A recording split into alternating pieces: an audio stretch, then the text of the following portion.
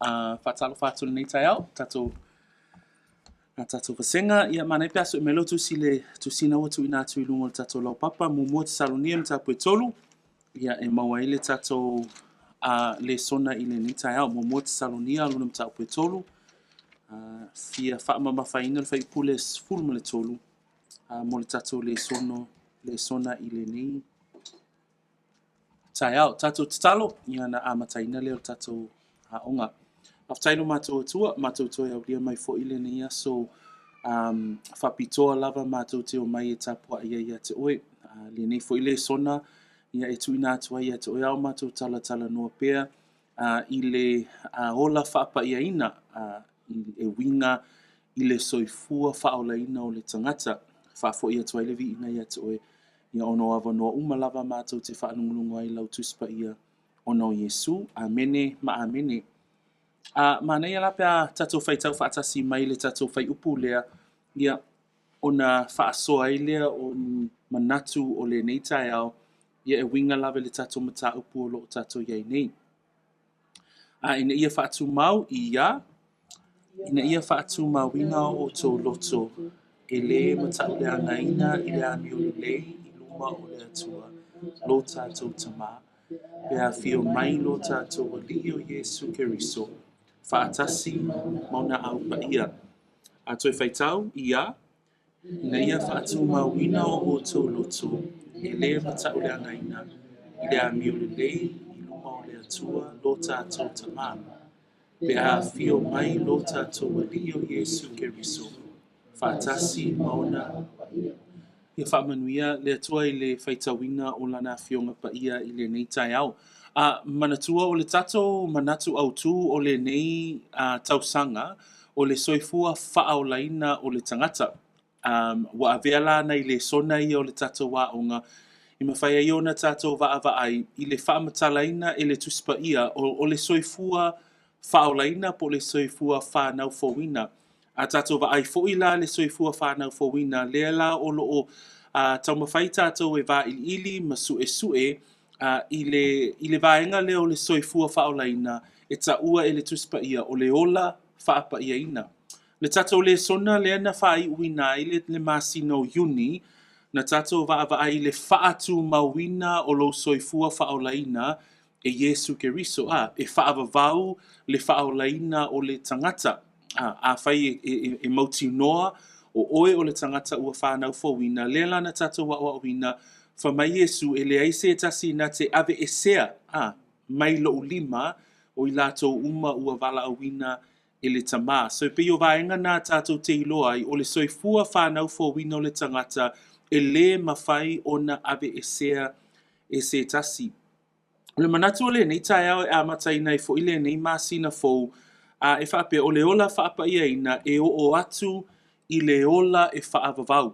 So e o atu i le ola e whaavavau. Lea lana tatou wa oina e whaatu mawina i tātou ona o Yesu.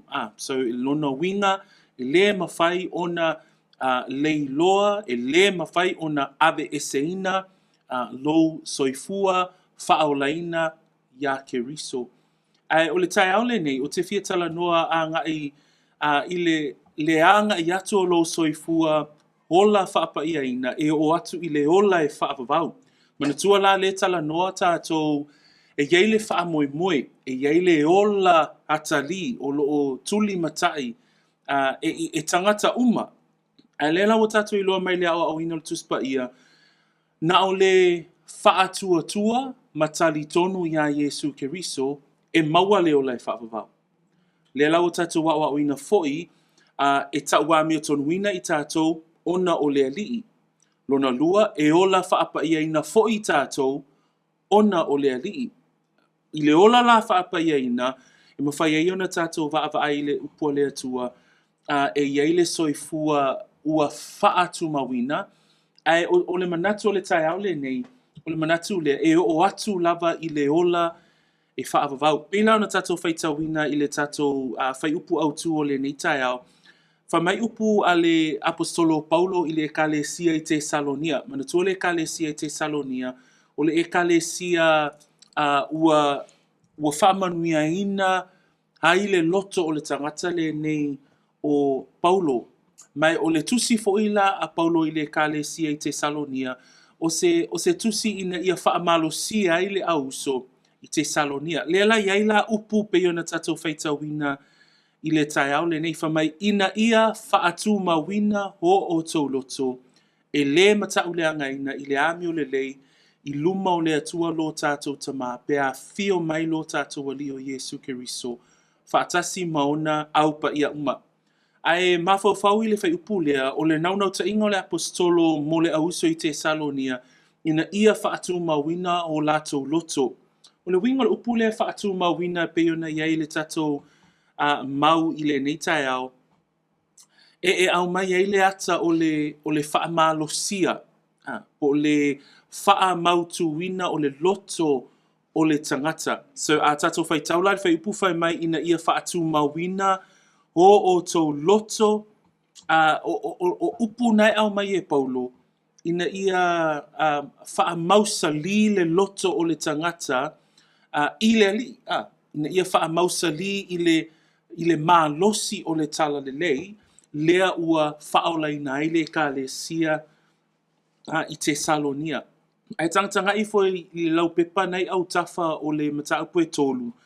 Nai ai le mataupu e 5 faapea ai le faiupu e 2 ma le tolu. Sei faitau faatasi mai faamonimoli ia atoatoa Ia atoatoa ona faapaiaina o outou e le atua lava e ona le manuia ia tausia lava lo outou agaga atoa uma I le maleloto atoa ma le tino ia lē matauleagaina I le afio mai o lo tatou alii o Iesu Keriso.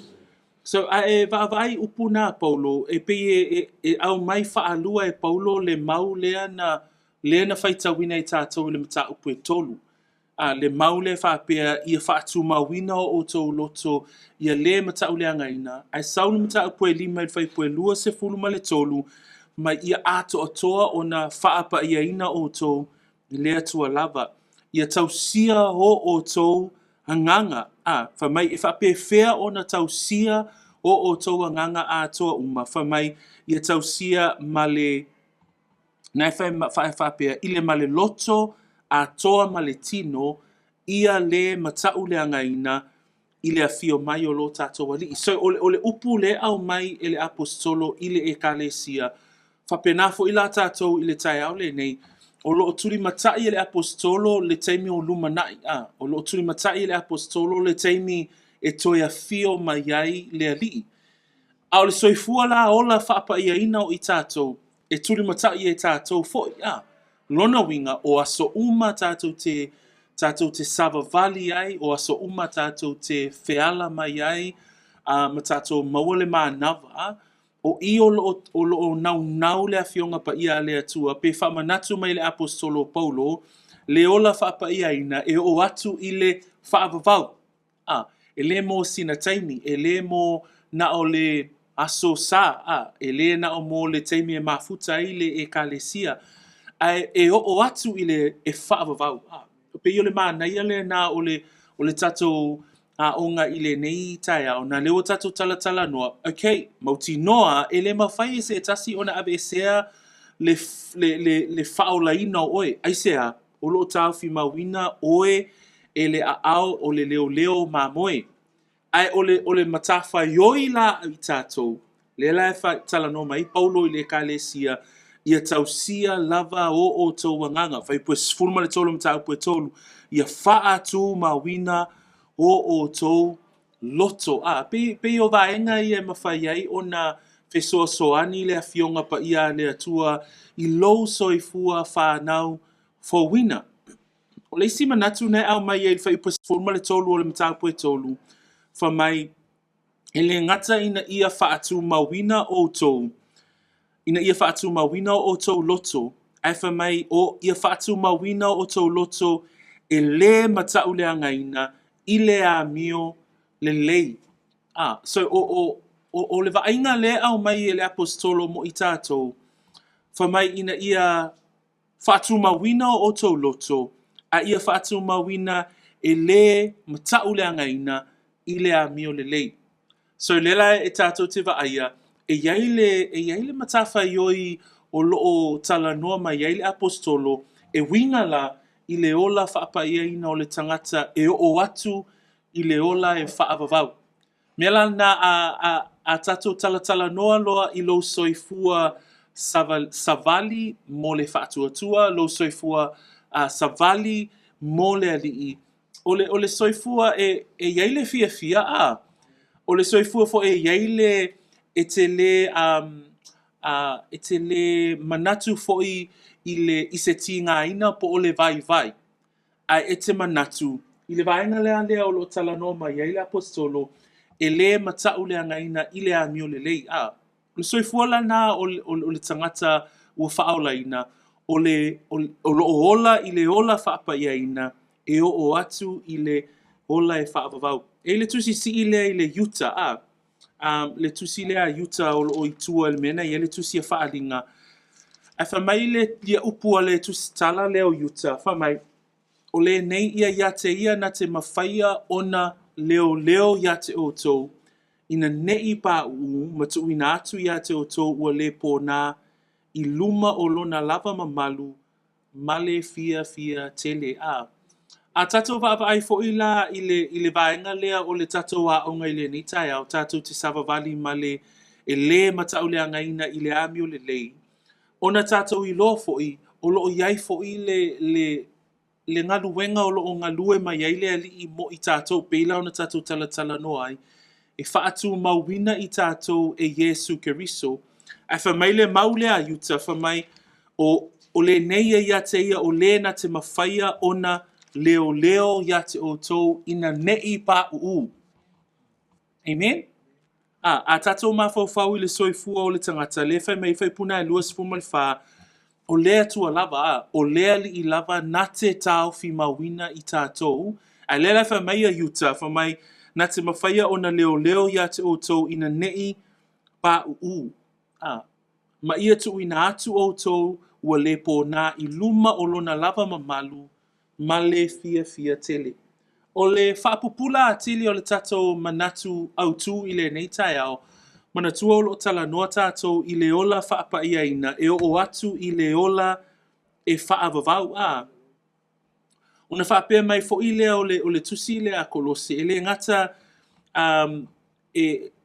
na te leo ina i tatou, ai whamai o Yesu Keriso fo i o ia lava o lo saunia lana e kalesia. Lele whamai whaipuna fulma le iwa man lua suma lua, mare pe aso e mele o tusi whaman mole, kolose na e mua.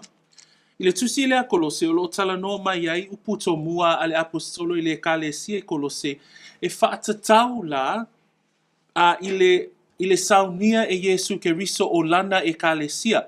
Tātou oe maau o lo iai i tātou i to tonu ole e kalesia a Yesu Keriso. Ai whamaila whai puna esfuma le iwa a ngai lua suma lua. Se whai tau mai whamulmole a wā ua fina ngalo i a?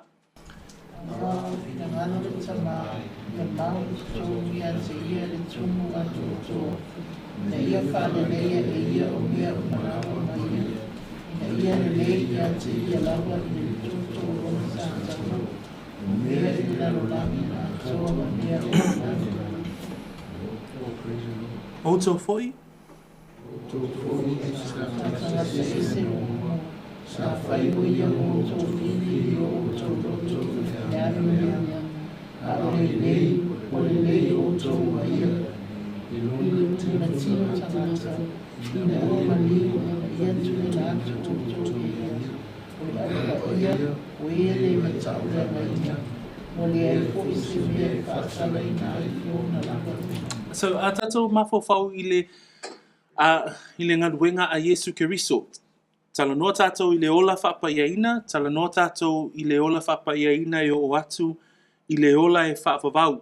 Le alawa tatou i loa mai le tusia te Salonia, o ia lava na whaapaiaina i tatou a ia tatou tausia o tatou anganga, ma le loto, ma le tino, ia le matau le angaina. So lo tala noa la tātou i vaenga ese ia, ina ia i loa e tātou le soifua e tatau o na ola ai ma ola whaapaiaina ai e o atu i le ola e whaavavau.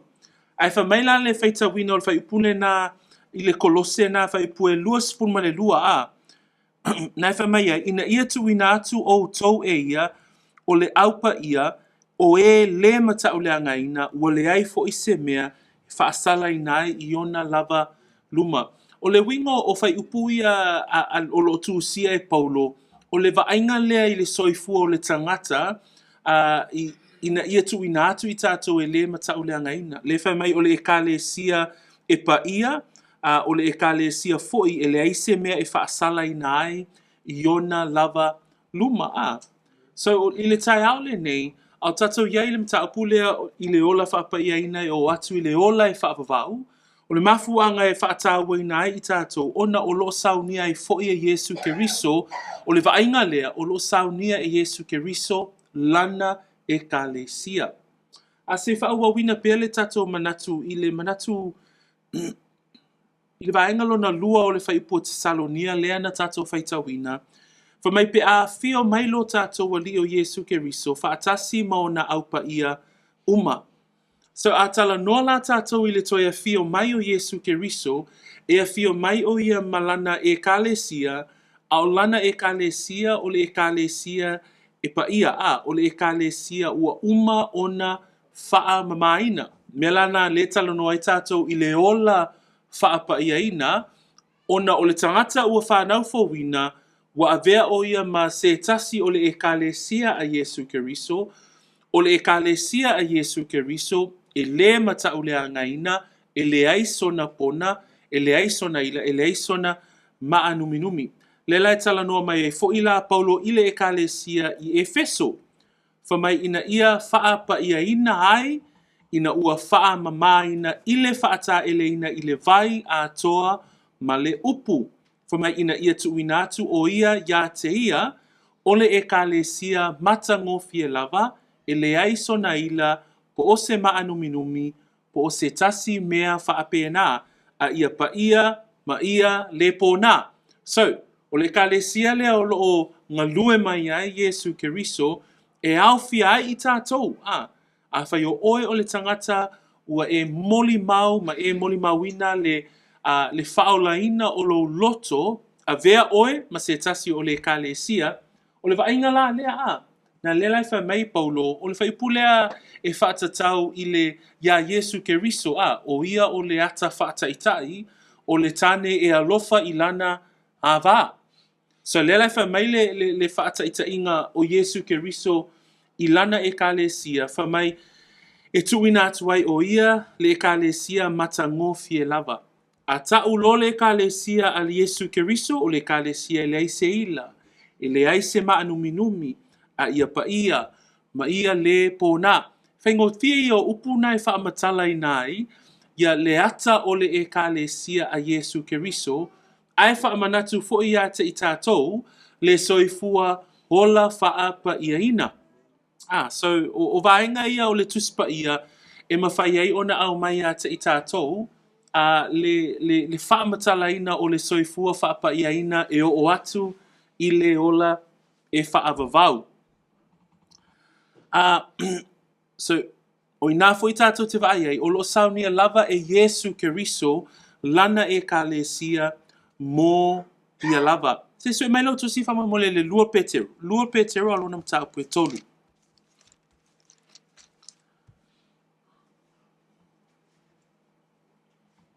Ina ia whaamautuina e fo ile manatu o le nei tai au lua petero alona mataupu e tolu. Whai mai whai tawina whai pasuma tolu ma le sefulu ma le wha. Whai mai ae whaatalitali i tātou i le langi fou ma le lalolangi fou. Pei o lana na fola mai e mawai le ami o tonu. O le nei leo pele u outou whaatalitali i ia mea o lea ia outou fina wai lava ina ia maua outou e ia male manuia ua le pōnā male le matau le angaina. So a o e whaalongolongo fo ile nei tai au ua loa o na tātou whaalongolongo ile tā ua upu nei e le matau le angaina, e le pōnā, e pa ia. o upu ia tātou te iloa ai, o loo whaamatalaina mai ele tusi pa ia, vaenga o le soifua o le tangata e tatau ona hola ai I tātou, ina ia tātou wola I le soifua, le matau le angaina. Le lai whamai whaipua se furu ma le wha, whamai o lea ia o tau fina wai lava, ina ia maua o tau e ia ma le manuia. So, Kirisiano I le nei tai au, ia e tatau ona tātou finau. I lo soifua ola whapa ia ina e o atu I le whaavavau, e va ai ele finau. E leo se savalinga pupu, ai o le savalinga umi. So lona winga, I lo soifua ola whapa ia ina, e tatau ona va ai, ina ia tātou finau pia, I lo soifua faaolaina, lo soifua ola whapa ia ina, le soifua la le whai mai, e le matau le angaina, e le pōnā, e le aise ila, e le aise maanuminumi, o winga ia, o vaainga ia, o upu ia, e whaatatau ile e kālesia a Yesu Keriso.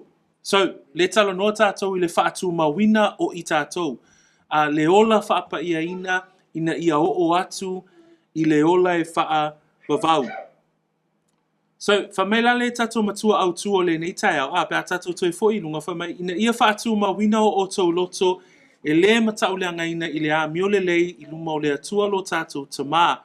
Tātou tala noa I le whaatu mawina, o le whaatu mawina o tātou, o le vaenga lea ina ia savali pea e o atu I le aso o le alii, e o atu I le ola e whaa wavau. E le matau le angaina o tātou I loa foi, o le ngaluenga a Yesu Keriso, ina ia leo o ia ia te I tātou, e le pōnā ma ia tu ina atu, e mamalu, ma le paia I luma o le atua I le aso o le alii. Tātou te vaia foi, o le ekalesia a Yesu Keriso, o le ekalesia ua saunia lava e ia. E le matau le angaina, e le aise mea e whaasala ina ai. Tātou tala noa foi le nei tai au o le ekalesia a Yesu Keriso, o le ekalesia e pa ia. Le lai whamei, whaipule Efeso 5, pe ona tātou va aia, mo whaamamaina lava e ia, whaata eleina lava e ia, whaapa iaina e ia, ina ia iate ia le ekalesia e mata ngōwhie lava. So, o le mau muli o te whia au mai e le nei tai au, e maua le Efeso mua au lona whai upu e wha.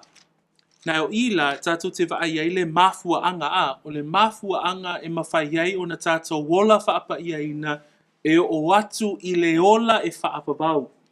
Whamaila le whaitawina o le mau muli lea mo I tātou, whaapei ona ia fili mai ia I tātou ona o ia a o le I whaawaina le lalulangi ina ia pa ia I tātou ma ia le matau le angaina I ona luma I le alofa.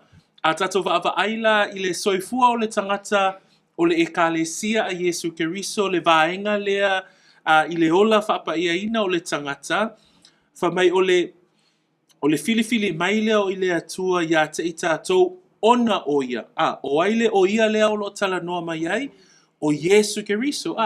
So e fili mai lea tua ia te I tātou, ona o Yesu Keriso, whamai o le ale mafuaanga, ina ia avea I tātou, ma le pa ia, ma ia le matau le angaina, I ona luma, I le alofa. So e whaafetai o tātou loto I le atua, ona o le faaolaina o I tātou, o lona mafuanga ona o Yesu Keriso, ia pa ia I tātou, ia le matau le angaina I ona luma. So, o upu ia, e whaamalosi ai tātou, inga, o vaenga I le soifua faaolaina o le tangata, e mawhai ai ona tātou vaai, I le soifua faaolaina, ma le soifua hola, faa pa iaina I aso taitasi, Le lai whaitawina I le whaipu muli lea Efeso mua, ina ia pa ia I tātou, ma ia le matau le angaina I ona luma. So, whaafatai ai le atua I le nei tai au, pe ona tātou iai I le tātou matua tau loto mai le mua te Salonia, ina ia whaatu mawina o tau loto e le matau le angaina I le amio le lei, I luma o le atua lo tātou tamā, pe a fio mailo tātou li o Yesu Keriso, whaatasi maona au pa ia. So, whaamalosia lo loto, whaamalosia o tātou loto, ina ia whaatu mawina pea i tātou, i luma o le alii a, se ia o atu i le ola e whaavavau. Ia, whamanuia le atua i le tātou ainga i le nei tai au, le tātou wa onga le na i le nei tai au, ina ia whaau wina pea le tātou wa onga i le manatu au tū lea o le nei baenga o le tausanga o lo tātou talatala noa i le ola whaa pa iaina. Ina ia mauti noa le i tātou o vaenga ia e tatau ile e kalesia a Yesu Keriso. So whaamanuia le atua i lo whaalongolongo i le nei tai au. Ia, le au saunia le tatalo e whai uina i le tātou wa onga ia ona tātou saunia tua i lea mo le tātou sauninga tele. Let us pray. Whaaftaita mai le nei tai au. Whai uina fo ila mātou Lesona, pe ana mātou iai. I le au au ina pea o le soifua ola wha pa iaina o le tatalo tama. Ina ia vei mātou o se e kalesia e pa ia, e le matau le angaina, e le pōnā, o le e kalesia ua filifilia e Yesu Keriso. So e whaafetai ai o mātou loto tama, ona ua e filifili mai a te i mātou. E ala atu le mātou tatalo, ia Yesu Keriso lo mātou whaola. Amene. Ma amene. Ia, whamanuia le atua le tātou ainga le ni tai a ono Yesu. Amen.